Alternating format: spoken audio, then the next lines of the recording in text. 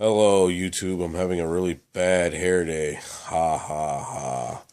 I don't care. It's 4 o'clock in the morning. My hair can look bad. Anyways, this is an album review from the band Xandria, and the album is Sacrficium. I must admit, sorry about that. I'm fighting a cold. I'm a little bit late to this review. The album came out sometime last year, and I just now discovered it during the Christmas holiday season. So I guess I'll tell you my story and review the album at the same time. I literally have heard the name Xandria for the past couple of years. I never really listened to them. I was always listening to like Nightwish or Epica or Revamp or whatever it is. But I finally decided, okay, let's go out of my comfort zone and discover yet another band of that type of origin, the symphonic thing. So that's what I did. I literally the name Xandria stuck in my head for a long time, and I finally said, you know what, I'm going to get on YouTube and look this band up and see if they're worth a fuck or not. So I did, and holy crap, they're amazing. I found the video for Nightfall. It starts out with this big epic chorus, and I'm like, this is definitely hooking me in. And then I noticed this beautiful girl, just singing like powerfully. And I'm like, wow, this girl's awesome. She's got a great voice. She's definitely got the right image for the band. And I didn't realize she was their fourth singer. I figured that out as I did some research. But I was like, this is Xandria? Why have I not listened to them? Where the hell have I been, in a cloud? And apparently they came to Dallas back in October. Unfortunately, I missed them that night. I was working. And then the night after that, my brother got married. So that holds a little bit more weight. I had to take that night off versus seeing Xandria. But I didn't know who they were, actually. Another funny story, my band almost booked a show at that same venue on that night. We would have technically opened for Xandria, Delane, and Sonata Arctica. We would have been the local pre-sellers.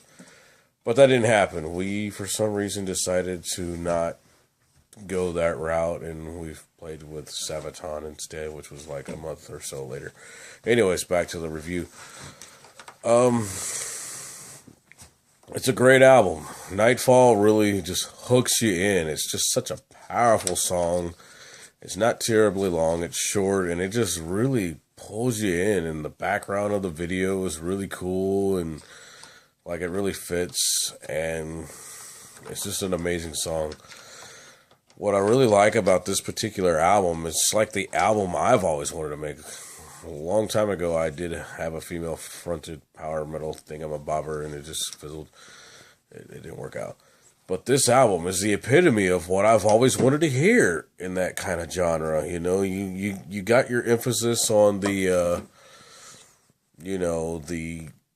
symphonic thing, you got the lyrical thing going, you've got the orchestral thing going, but you still have the classic 80s style guitar, awesome solos, powerful riffs. There's no shortage of that. It's taking that traditional heavy metal sound and just spicing it up a bit, and they're not holding back on that, and that's amazing. Like, I love the guitar work on this album. It's incredible. And what I love about the guitar solos, they're not too shreddy. They shred where they need to shred. They're melodic when they need to be melodic. There's wah where there needs to be wah. It's just perfect. Like, this dude really knows how to play tastefully. So Philip is a very tasteful guitar player. His style is similar to, like, I guess you could say like a Chris Oliva, Iommi-ish kind of thing, which is kind of my approach, not to toot my own horn, but that's how I like guitar solos to be approached, is like that. And I guess you could say he's like Gus G, but toned down. What I mean is, he's not going overly flashy on the shred, but this dude can shred. Trust me, he's no slouch. He just knows when to shred, and that's a good guitar player, is knowing when to shred. Moving along, we'll talk about some of the tracks.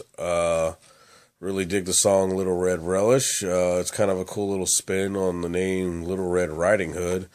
I interpret the song as this girl is living kind of a mundane life. She's kind of a goody-good, but she's getting bored with it, and all of a sudden this big bad wolf, or maybe a guy on a Harley Davidson, or some fucking badass comes into her life, and he's like, "Let me take you on a ride to the wild side." That's kind of how I interpret the song, you know. That's not maybe that's not the exact meaning, but that's kind of how I see it. Is like this girl's not too happy with her life. She meets this dude, and she falls for him, and she gets him, you know, gets her out of her comfort zone, kind of thing, you know. That's kind of cool, you know. And then you got The Undiscovered Land. That's a really amazing song. It's a story song from what I can tell. Sounds like they're traveling on a voyage and a lot of people die.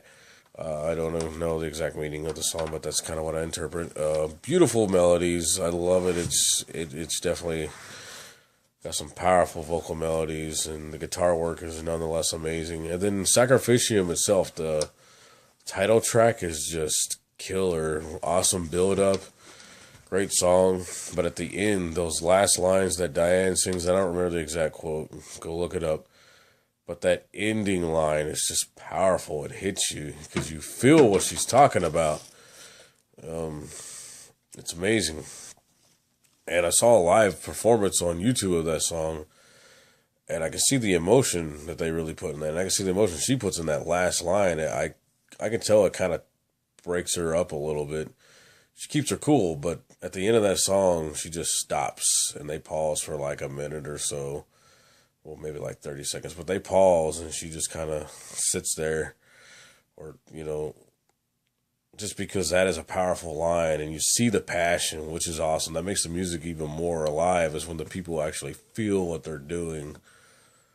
So that's pretty cool. And the live performance of that, I wish I could have saw that in person, but the videos I've seen, that's an amazing song, and I can tell that that song just kind of hits her in a good way. I know that last line of that song is just beautiful. It can crush you almost, you know. But nonetheless, it's a great album. And doing my research, I didn't know Diane was singer number 4, but I had to look up some of their back catalog, and she does pretty good on her back catalog. I've seen some videos, and she makes them her own. And I think for people to compare her to the people before is kind of dumb. People do that, but it's over with, you know. Manuela left, and Lisa's been gone for God knows how long, and her temporary fill-in, Kirsten, I don't know much about her, but none of them are in the picture, is the point. I have to say, it's a great album, and Diane's definitely the best thing that happened to Xandria, just like Floor, honestly, is the best thing that happened to Nightwish. They're not really following each other's footsteps, but at the same time, it seems like they're going similar paths. That's kind of cool. But it's a good album. I recommend you buy it. It's a great album. And follow the band Xandria on their Facebook. They're a cool bunch of people. And that's about it. You know, just get the album. It rocks hard and it's killer stuff. Metal on.